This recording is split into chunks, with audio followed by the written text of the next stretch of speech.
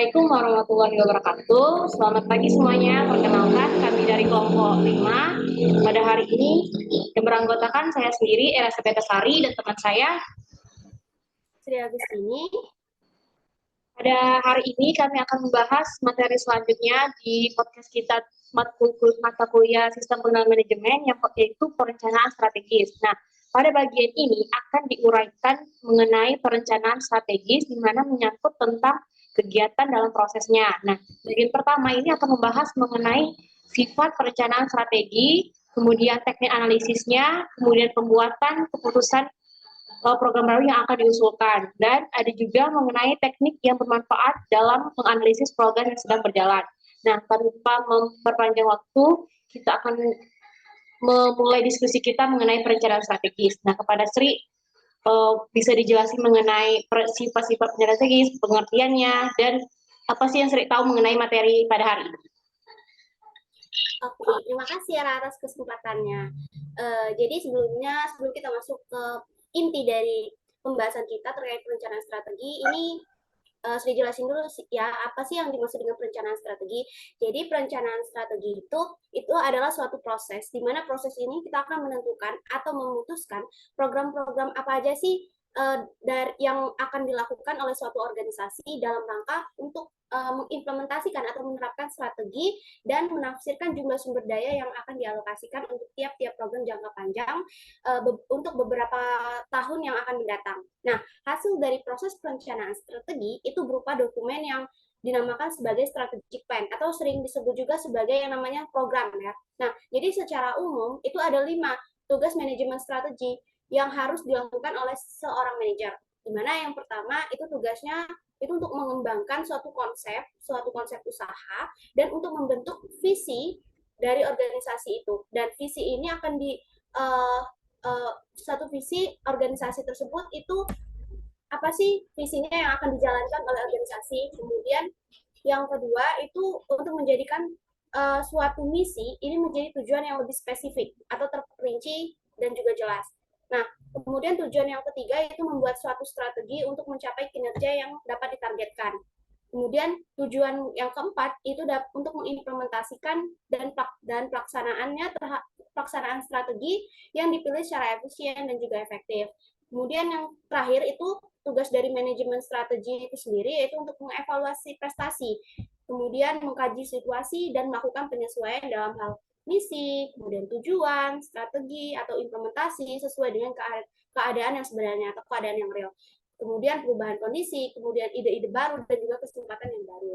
Nah, tadi kan udah dijelasin tuh terkait pengertian dari perencanaan strategi dan juga tujuannya ya.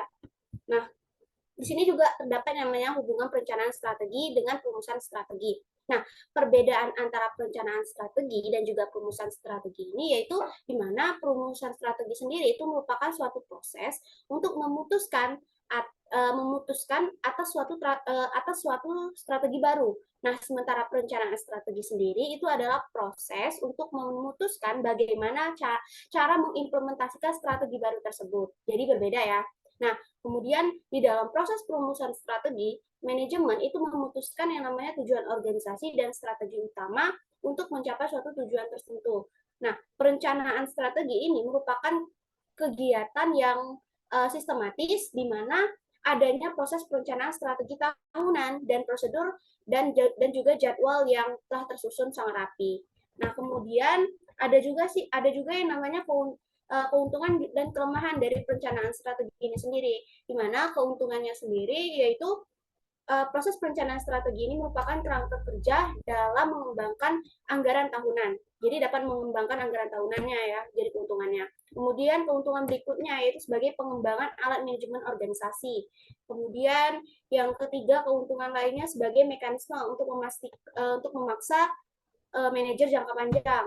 Kemudian yang keempat untuk membantu mengarahkan manajer sesuai dengan tujuan jangka panjang perusahaannya. Dan keuntungan yang terakhir yang dapat diperoleh yaitu dapat membantu berpikir secara eksplisit tentang tindakan jangka pendek yang diperlukan dalam menjalankan strategi jangka panjang tersebut.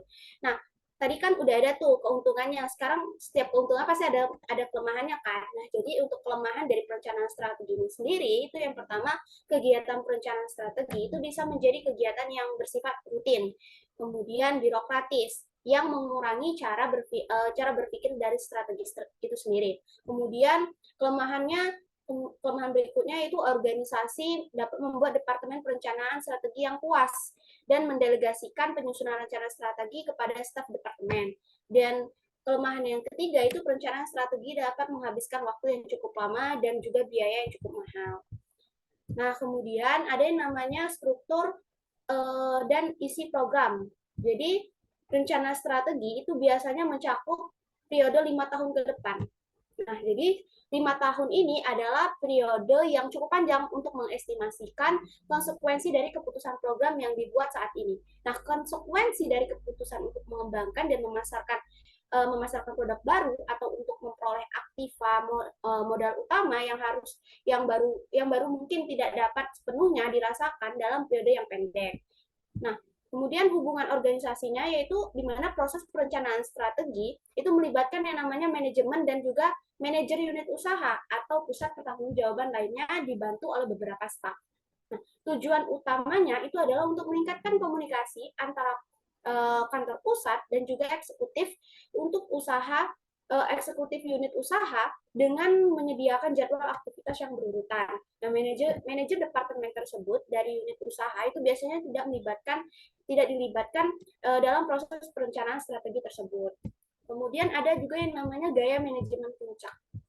Nah, di dalam mendesain sistem, gaya dari manajer puncak itu dianalisis dengan tepat dan sistem yang dibuat juga harus cocok dengan gaya manajer tersebut. Di mana para perancang sistem tersebut itu harus mendiagnosis dengan benar gaya dari manajemen sendiri dan memastikan bahwa sistem tersebut itu telah sesuai dengan gaya itu. Nah, ini merupakan tugas yang paling sulit karena perencanaan strategi formal itu telah menjadi sesuatu gaya dan beberapa manajer berpikir bahwa mereka mungkin dipandang kuno jika tidak menggunakan strategi tersebut. Nah, dengan demikian mereka mungkin menginstruksikan stafnya untuk memasang sistem yang terinci atau mengizinkan staf untuk memasang sistem semacam itu. Nah, yang kemudian mereka rasakan itu tidak nyaman untuk menggunakannya. Nah, kemudian ada analisis atas usulan program baru. Jadi bagian penelitian dan pengembangan atau litbang di dalam suatu perusahaan itu diharapkan nantinya bisa menghasilkan suatu program baru untuk produk ataupun cara pemrosesan yang baru, inovasi pemasaran yang baru, dan rekayasa produksi untuk peralatan baru dan metode pabrikasi yang baru juga.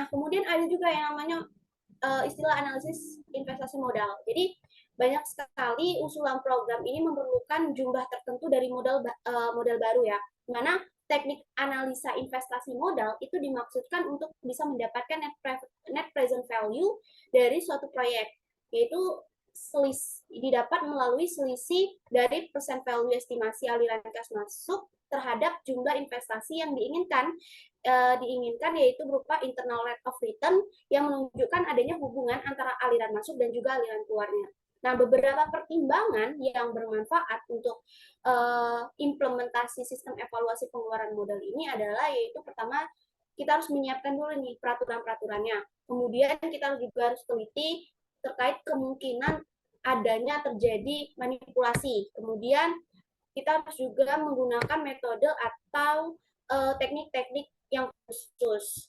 Nah, teknik untuk dapat menghasilkan usulan investasi modal itu berusaha untuk menentukan nilai sekarang kan, yang tadi net present value, di mana berdasarkan tingkat pengembalian internalnya.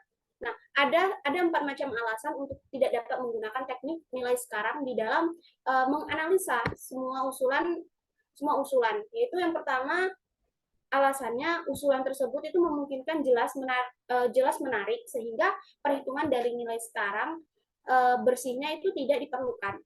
Kemudian alasan kedua itu estimasi yang terlibat di dalam usulan begitu tidak pasti sehingga membuat perhitungan nilai bersihnya itu dipercaya tidak sesuai dengan usahanya.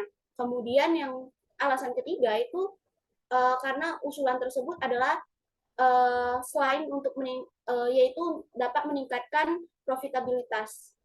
selain peningkatan dalam profitabilitas. Kemudian yang ketiga, alasannya yang ketiga itu tidak ada alternatif yang layak untuk diadopsi. Kemudian terkait analisis program yang sedang berjalan ya. Jadi di dalam analisis program yang sedang berjalan itu ada yang namanya analisis rantai nilai. Nah, rangka value chain itu merupakan suatu metode untuk merinci suatu rangkaian dari bahan baku hingga produk akhir yang digunakan oleh langganan menjadi kegiatan strategi yang relevan untuk memahami perilaku biaya dan perbedaan sumber daya. Dari perspektif strategi, konsep value chain itu menyoroti dalam 3 bidang peningkatan laba, yaitu terkait dengan pemasok, kemudian kaitannya dengan pelanggan, dan juga keterkaitan proses dalam value chain dari suatu perusahaan. Kemudian ada juga yang namanya activity based costing. Jadi activity based costing itu adalah suatu alat perencanaan strategi yang membedakan rangkaian produk dengan 2 tahap, yaitu tahap pertama itu penentuan tarif biaya untuk setiap kelompok aktivitas, dan yang kedua itu pembebanan biaya pada produk berdasarkan tarif biaya setiap kelompok aktivitas yang dikonsumsi produk tersebut. Kemudian juga ada yang namanya kegunaan informasi ABC atau tadi activity based costing, ABC. Nah, ABC ini sendiri itu merupakan suatu alat perencanaan strategi, bukan suatu sistem akuntansi. Jadi jika digunakan sebagai dari proses perencanaan strategi, maka activity based costing ini itu akan menyediakan informasi yang sangat bermanfaat. Itu jadi kegunaannya. Kemudian ada juga yang namanya analisis pusat biaya kebijakan. Nah, analisis ini itu menyediakan suatu dasar yang baru, di mana analisis ini itu sering disebut zero based review, di mana pendekatan ini itu diperlukan untuk membandingkan biaya dan jika mungkin output untuk mengukur operasi yang sama. Nah, analisis ini membutuhkan waktu yang cukup lama dan menjadi pengalaman tematik bagi manajer yang direview dari kegiatan operasinya. Kemudian terkait proses perencanaan strategi. Nah, proses perencanaan strategi ini itu biasanya dimulai pada awal tahun pembukuan. Jadi prosesnya tersebut itu meliputi kegiatan berikut. Yang mana pertama prosesnya itu menelaah dan memperbarui rencana strategi tahun lalu. Nah, pada kegiatan ini itu dilakukan dengan melihat keputusan apa saja yang telah dilakukan dan kemungkinan keputusan tersebut itu dapat merubah rencana strategi. Misalnya, manajemen membuat keputusan di mana perlu atau tidaknya berkaitan dengan jadwal waktu. Kemudian yang kedua, proses kedua itu memutuskan berdasarkan asumsi-asumsi dan juga pedoman, termasuk asumsi dari luar berupa pertumbuhan, produk domestik bruto, kemudian perubahan iklim, kemudian tingkat inflasi, kemudian upah buruh, harga beberapa komoditi terpenting dari bahan baku, kemudian tingkat bunga, harga jual, kondisi pasar, dan juga berpengaruh terhadap peraturan pemerintah pada masing-masing negara di mana perusahaan tersebut beroperasi. Kemudian proses yang ketiga itu terkait langkah pertama dari rencana strategi. Jadi rencana strategi yang lengkap biasanya itu terdiri dari laporan pendapatan, kemudian piutang dan unsur-unsur lainnya. Nah, informasi jumlah penjualan dan modal produksi, pengeluaran, biaya akuisisi pabrik dan modal lainnya, kemudian unsur cost cash flow yang luar biasa, dan keterangan itu rencana ini sama detailnya untuk tahun-tahun berikutnya. Kemudian yang keempat itu menganalisis. Nah, apabila rencana unit usaha itu telah diterima di pusat, lalu disatukan menjadi rencana strategi secara keseluruhan, kemudian rencana tersebut maka akan dianalisis secara mendalam. Nah, analisis ini itu dilakukan baik oleh staf perencanaan maupun bagian pemasaran, produksi, dan juga fungsi lain pada kantor pusat. Kemudian yang kelima, proses kelima itu pada langkah kedua dari rencana strategi. Nah, analisa dari langkah pertama itu hanya membawa ke revisi terhadap rencana unit usaha tertentu, tapi juga membawa perubahan dalam asumsi dan pedoman yang mempengaruhi seluruh unit usaha.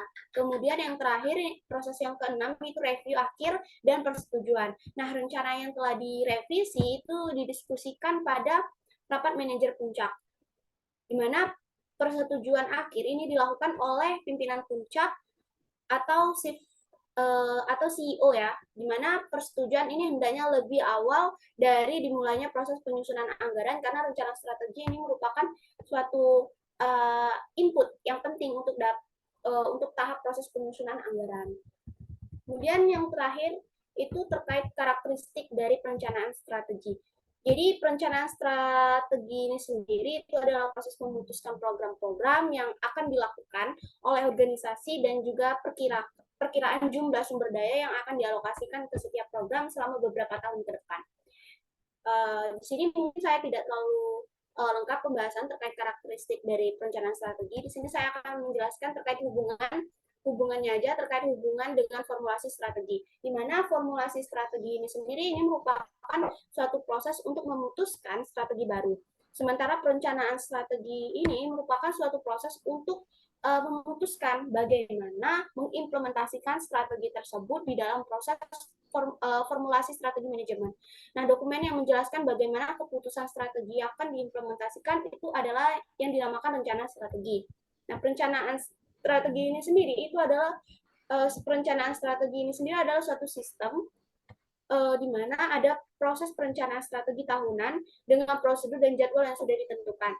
Formulasi strategi ini adalah tidak sistematis. Jadi strategi ini diperiksa kembali sebagai respons terhadap kesempatan atau ancaman yang dirasakan. Nah, perbedaan antara dua jenis manajemen yaitu formulasi strategi dan perencanaan strategi, itu ada perbedaannya adalah bahwa formulasi strategi itu merupakan proses untuk memutuskan strategi baru, sementara perencanaan strategi untuk memutuskan bagaimana mengimplementasikan strategi tersebut di dalam proses formulasi strategi manajemen untuk menentukan cita-cita organisasi dan menciptakan strategi-strategi utama untuk mencapai cita-cita tersebut. Nah, mungkin itu yang bisa Sri jelaskan terkait karakteristik dari perencanaan strategi terkait hubungan dengan formulasi strategi. Nah, ini kan untuk karakteristik dan perencanaan strategi sendiri itu ada beberapa lagi kan penjelasannya. Itu mungkin boleh dijelaskan oleh Era. Baik. Karakteristik dari perencanaan strategis ya. Yang Era tahu tuh ada evaluasi dari perencanaan strategis. Nah, tujuannya yaitu adalah untuk mengambil pilihan yang sulit di antara program-program alternatif yang ada dan bukan untuk mengeksploitasi angka-angka serinci anggaran, waktu, dan usaha yang sebaiknya ini ditujukan lebih banyak pada analisis dan diskusi informal. Kemudian ada manfaat dan keterbatasan dari perencanaan strategis. Nah, dari perencanaan strategis, proses perencanaan strategis formal ini dapat memberikan kepada organisasi yang pertama yaitu mengenai kerangka kerja untuk mengembangkan anggaran tahunan, di mana suatu anggaran operasi ini memerlukan komitmen sumber daya untuk tahun yang akan datang.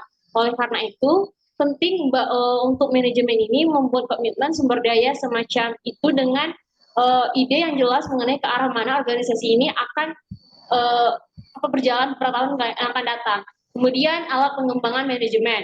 Nah, perencanaan strategi formal adalah alat pendidikan dan pelatihan manajemen yang unggul yang dia itu bisa melengkapi para manajer ini dengan suatu pemikiran mengenai strategi dan bagaimana pengimplementasiannya. Kemudian mekanisme untuk memaksa manajemen agar memikirkan jangka panjang. Nah, manajer ini cenderung lebih khawatir mengenai masalah-masalah taktis dan pengelolaan urusan-urusan bisnis rutin yang dimana dibandingkan mengenai penciptaan masa depan. Nah, proses perencanaan strategis formal ini akan memaksa para manajer untuk menyediakan waktu untuk memikirkan masalah-masalah yang ada di jangka panjang, yang penting, yang urgent gitu. Kemudian ada keterbatasan.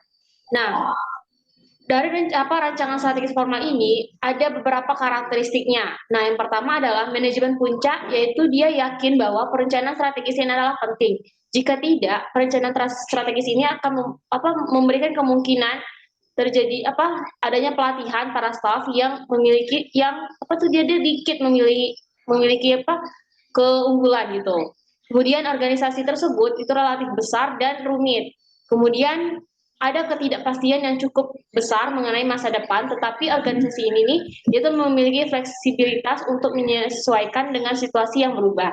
Kemudian ada struktur dan isi program. Nah, Rancangan strategis biasanya ini mencakup periode 5 tahun ke depan. 5 tahun adalah periode yang cukup panjang untuk mengestimasikan konsekuensi dari keputusan program yang dibuat saat ini. Nah, konsekuensi dari keputusan untuk mengembangkan dan memasarkan produk baru atau untuk memperoleh aktiva modal utama yang dimana akan mungkin tidak dapat dipenuhi secara periode yang lebih pendek. Nah, kemudian ada hubungan organisasional. Nah, yang pertama yaitu adalah gaya manajemen puncak, kemudian ada menganalisis program-program yang diusulkan. Nah, kemudian analisis investasi modal. Ada 4 alasan untuk tidak menggunakan teknik ini, untuk tidak menggunakan teknik nilai sekarang dalam menganalisis semua usulan. Yang pertama yaitu adalah usulan tersebut mungkin jelas menarik sehingga perhitungan dari nilai sekarang bersihnya itu tidak diperlukan lagi. Kemudian estimasi yang terlibat dalam usulan ini begitu tidak pasti. Jadi dia tuh membuat perhitungan nilai yang sekarang tuh dipercaya tidak sesuai dengan usahanya. Kemudian alasan untuk ulasan ini nih, usulan ini adalah selain peningkatan pada profitabilitas, pendekatan nilai yang sekarang ini mengasumsikan bahwa fungsi tujuan adalah untuk meningkatkan laba. Kemudian yang terakhir adalah tidak ada alternatif yang layak untuk diadopsi. Kemudian kita membahas mengenai menganalisis program-program yang sedang berjalan. Nah, yang pertama adalah analisis rantai nilai, yaitu rantai nilainya adalah untuk perusahaan manapun, ya ini adalah sekelompok aktivitas yang menciptakan nilai dan saling berhubungan yang menjadi bagiannya dan memperoleh bahan baku dasar untuk memasok komponen sampai pembuatan produk ini jadi atau produk akhir.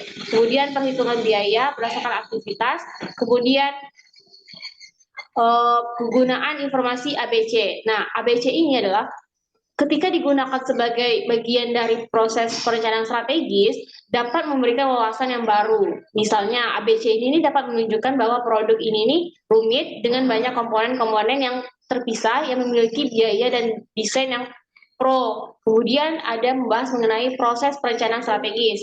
Nah, dalam suatu perusahaan yang beroperasi sesuai dengan tahun kalender, proses tersebut akan melibatkan beberapa langkah, yaitu ada 6 langkah. Yang pertama adalah meninjau dan memperbaharui rencana strategis dari tahun lalu. Kemudian dia akan memutuskan asumsi dan pedoman mana yang akan digunakan.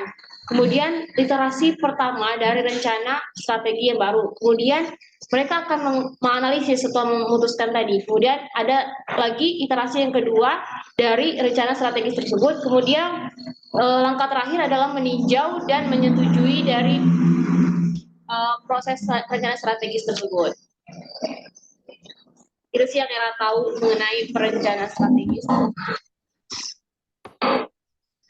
Oke, cukup lengkap banget ya penjelasan kita kali ini. Mungkin itu aja yang dapat kami sampaikan. Apabila ada salah kata, kami mohon maaf. Kami akhiri pertemuan kita kali ini. Wassalamualaikum warahmatullahi wabarakatuh. Assalamualaikum warahmatullahi wabarakatuh.